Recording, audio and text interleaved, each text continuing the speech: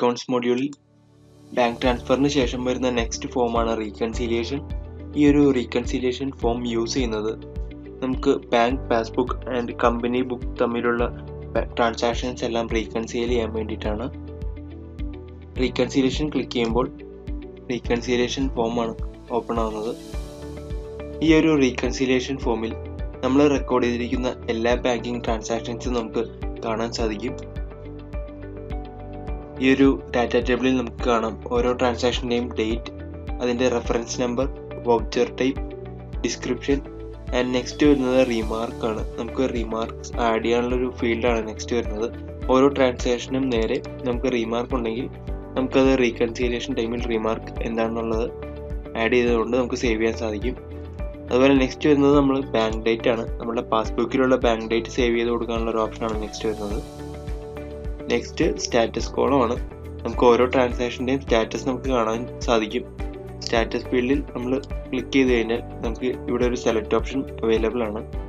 ഈ ഒരു സെലക്ട് ഓപ്ഷനിൽ ക്ലിക്ക് ചെയ്ത് കഴിഞ്ഞാൽ നമ്മൾ റീകൺസിലിയേഷന് ശേഷം നമുക്ക് റീകൺസീൽഡ് നമുക്ക് ക്ലിക്ക് ചെയ്യാൻ സാധിക്കും. ഇനി റീകൺസീലിയേഷന് ശേഷം വെരിഫിക്കേഷൻ ആവശ്യമുണ്ടെങ്കിൽ നീഡ് വെരിഫിക്കേഷൻ നമുക്ക് സെലക്ട് ചെയ്ത് കൊടുക്കാം. അല്ലെങ്കിൽ എന്തെങ്കിലും മിസ്സിംഗ് ഉണ്ടെങ്കിൽ നമുക്ക് അതിനുള്ള ഓപ്ഷൻ മിസ്സിംഗ് സേവ് ചെയ്ത് കൊടുക്കാനുള്ള ഓപ്ഷൻ ഉണ്ട്. നോട്ട് റീകൺസീൽഡ് ആണെങ്കിൽ ഈ ഒരു ഓപ്ഷൻ നമുക്ക് സെലക്ട് ചെയ്ത് കൊടുക്കാം. റീകൺസിലിയേഷൻ ചെയ്യുന്നതിന് മുമ്പ് എല്ലാ ബാങ്കിങ് ട്രാൻസാക്ഷൻസും സ്റ്റാറ്റസ് നോട്ട് റീകൺസീൽഡ് ആയിരിക്കും. നെക്സ്റ്റ് വരുന്നത് debit column and credit column ആണ്. ഇനി ഇതിലുള്ള മെനുസ് ഏതൊക്കെയാണെന്നുള്ളത് നോക്കാം. നമ്മളിപ്പോൾ ഈ ഒരു ഡാറ്റ ടേബിളിൽ കംപ്ലീറ്റ് ബാങ്കിങ് ട്രാൻസാക്ഷൻസ് ആണ് കാണുന്നത്. അതായത് നമ്മൾക്കിപ്പോൾ എത്ര ബാങ്ക്സ് ഉണ്ടെങ്കിലും ആ എല്ലാ ബാങ്ക്സിൻ്റെയും ട്രാൻസാക്ഷൻസ് നമുക്കിവിടെ കാണാൻ സാധിക്കും. ഇനി നമുക്ക് ഒരു പർട്ടിക്കുലർ ബാങ്കിൻ്റെ ട്രാൻസാക്ഷൻസ് മാത്രം ആക്സസ് ചെയ്യണമെങ്കിൽ ഈ ഒരു select bank account option click ചെയ്തുകൊണ്ട് നമുക്ക് ബാങ്ക് അക്കൗണ്ട് സെലക്ട് ചെയ്ത് കൊടുക്കാം.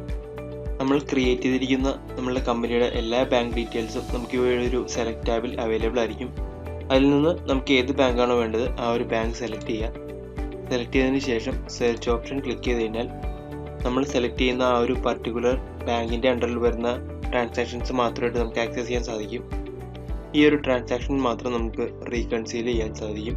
റീകൺസിലിയേഷൻ ചെയ്യുന്നതിന് മുമ്പ്, അതായത് സ്റ്റാറ്റസ് നോട്ട് റീകൺസീൽഡ് ആണെങ്കിൽ ഈ ഒരു റൈറ്റ് സൈഡിൽ അതിൻ്റെ സ്റ്റാറ്റസ് എങ്ങനെയാണെന്നുള്ളത് നമുക്ക് കാണാൻ സാധിക്കും.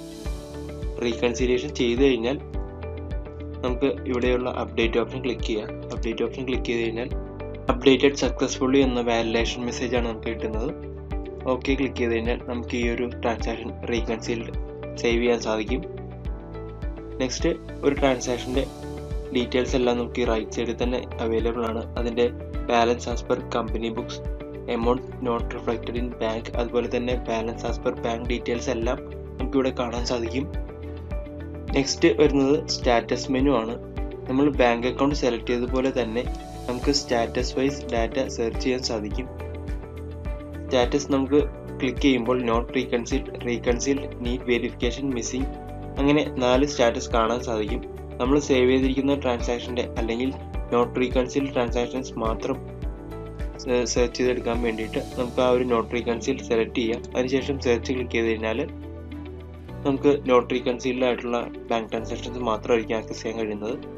അതുപോലെ നമുക്കിപ്പോൾ ഒരു പർട്ടിക്കുലർ ബാങ്കിൻ്റെ നോട്ട് റീകൺസീൽഡ് ട്രാൻസാക്ഷൻ ആക്സസ് ചെയ്യണമെങ്കിൽ ബാങ്ക് സെലക്ട് ചെയ്തതിന് ശേഷം നോട്ട് റീകൺസീൽഡ് സ്റ്റാറ്റസ് സെലക്ട് ചെയ്ത് കൊടുത്തു കഴിഞ്ഞാൽ നമുക്ക് ആ ഒരു ബാങ്കിൻ്റെ നോട്ട് റീകൺസീൽഡ് ട്രാൻസാക്ഷൻസ് മാത്രം സെർച്ച് ചെയ്തെടുക്കാൻ സാധിക്കും. അപ്പോൾ ഇത്രയും ഓപ്ഷൻസ് ആണ് ഈ ഒരു റീകൺസിലിയേഷൻ ഫോമിൽ ഇൻക്ലൂഡ് ചെയ്തിരിക്കുന്നത്. Thank you.